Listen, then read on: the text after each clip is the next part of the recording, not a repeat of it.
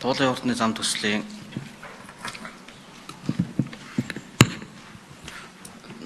техникийн цэгийн зор төслийг 2013-аас 16 оны хооронд зам тээврийн хөгжлийн барилгын хөгжлийн төв болон зам тээврийн хөгжлийн төвөөс зор төсвийг магадлаж 594.9 тэрбум төгрөгөөр хянсан байна.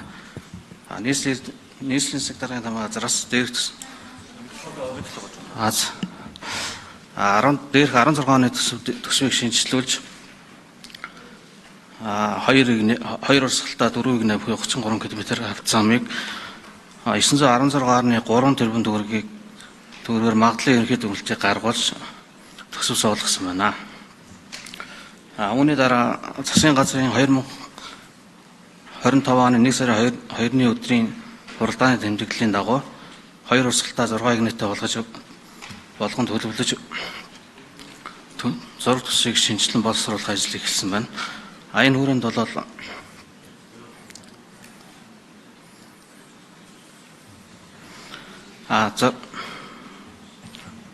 барилгын зам тээврийн хөгжлийн төвийн 2025 оны 1 сарын 23-ны өдрийн 06:25 дугаартай магадлалаар техник эдийн засгийн үндэслэл орчлон зураг төслийг магадлаж амун барилгын хөгжлийн төвийн 26 оны 3 сарын 18-ны өдрийн 316/2025 магадлалын төвлөлтөд техник эдийн засгийн үндэслэл орчлон зураг төсвийг баталж төсвийг 2.3 их 80 төгрөг болгон нэмэгдүүлсэн байна. Гэвч зураг төсөл төсөв төртийг мэргэжлийн байгууллагаар батлуулаагүй байхад нийслэлийн засаг даргын 25 оны А77 дугаар захирамжаар туулын уртны замын хөрөнгө оруулалтыг 1.9 их 80 төгрөгөөр нийслэлийн худалдаа авалгын газар ирэх шилжүүлсэн байна. Техникийн шийдлийг бол анханасаа тогтоогоогүй төсөв тусгасан төсвийн төлөлтийг алдаатай төлөвлөсөн байдлыг бий болгосон байна гэж үзэж байна. Мөн тендер шалгуулалт явц гэрээний загварыг засгийн газрын 2025 оны 78 дугаар тогтоолоор бид гэрээний илүү шилжүүлсэн сонгон шалгуулалтын процедурыг удаашруулж хугацааг хойшлуулах нөхцөл байдал бий болгосон байна. Сонгон шалгуулалтад тусгасан шалгуур үзүүлэлтэд дотоодын аж ахуйн нэгжийн орц боломжийг хязгаарласан нөхцөл байдлыг тендерийн мачиг тусгаж оруулсан байна. Тухайлбал санхүүгийн чадахыг сүүлийн 3 жилийн аль нэг жил төсөв төртгийн 50% буюу 982.4 тэрбум төгрөгийн байгаа нь хит өндөр. Техникийн чадах нь сүүлийн 5 жил 300 сая долларын үнийн дүнтэй 5 ажил Цельсийн хасах 20 градусаас хүйтэн уур амьсгалтай бүсэд нэг ажил заавал гүйцэтгэх зэрэг хит өндөр шалгуур үзүүлэлтүүдийг тогтоож өгсөн байна. Мөн ажлын нарийнчлан зураг төслийг батлуулгүй зөвхөн техник эдийн засгийн үндэслэлийн нийт урьдчилан төсвөөр гүйцэтгэгчийг материалыг үнэлсэн төсөв төртийг харьцуулах боломжгүй шийдвэр гаргах эрсдэлтэйг харуулж байна. Худалдаа авалгаагаар сонгож оруулсан Хууян групп болон Тинжан ОВ нарын түншлэлийн гаргасан урьдчилан төлбөрийн баталгаа дээр санхүүгийн зөвлөх хорооноос гаргасан мэдээлэлээр үзэхэд бол нөгөө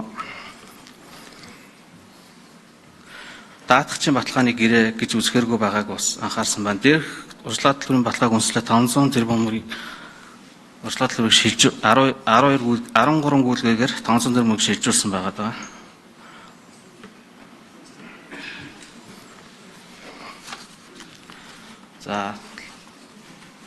Төслийн байгаль орчны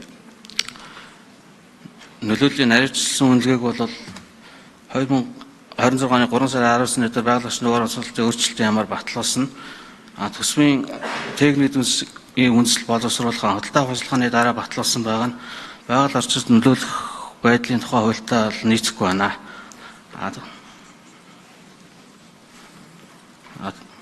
Тарасын төслийн авто замын тарасын өөрчлөлт нийт 112 нэгж талбар өртснөөс 58 нэгж талбарын газар эзэмшигч ашиглагчтай зөвлөсцөл хийж 54 нэгж салбарын иргэн хуулийн этгээдээ зөвшөлдсөөгөө байгаа нь төсвийн тухай хуулийн 29-ийн 2 заалтаа нүүцээгүй байна гэж үзэж байна.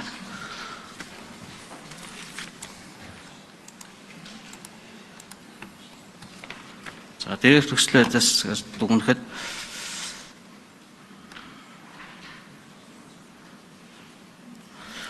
төлөвлөлтийн үе шат Сатуулын хурдны зам, автозам, гүүрэн байгууламжийн инженерийн үндсэн шийдэл, байгаль орчинд нөлөөлөх байдлын үнэлгээ болон төсөв төртгийн магадлалын дүгнэлт эцэслэн баталгааж өгөхөөс төслийн хэрэгжилтийн явц техникийн шийдэл удаа дараа өөрчлөгдөж төсөв төртгийг 160% нэмэгдүүлсэн байна. Гүйцэтгэгч компаниас ирүүлсэн урьдчилан төлбөрийн баталгаа нь холбогдох хууль журам заасан баталгааны хэлбэр ирүүлэгдсэн боловч баталгаа гаргаж этикетийн эрх зүйн байдал, санхүүгийн чадах, баталгааны хүчин төгөлдөр байдал болон баталгааны үргийг хэрэгжүүлэх боломжийг нотлох баримтын үнэлэх боломжгүй байна. Төслийн шинжилсэн зурагчлалын дагуу замын дараасын нөлөөлөлд өртсөн нийт нэгж талбайд 48.2% нь газар чөлөөлөх асуудлаар зөвшөөрөлт хүрээгүй байгаа нь төслийн бэлтгэл ажлыг бүрэн хангаагүй, ерөн хуулийн этикетийн эрх ашиг хөндөгдөх, шүүхийн маргаан үүсэх, төслийн хугацаа сунжрах, төсөв өртөг нэмэгдэх эрсдэлтэй байна гэж байна.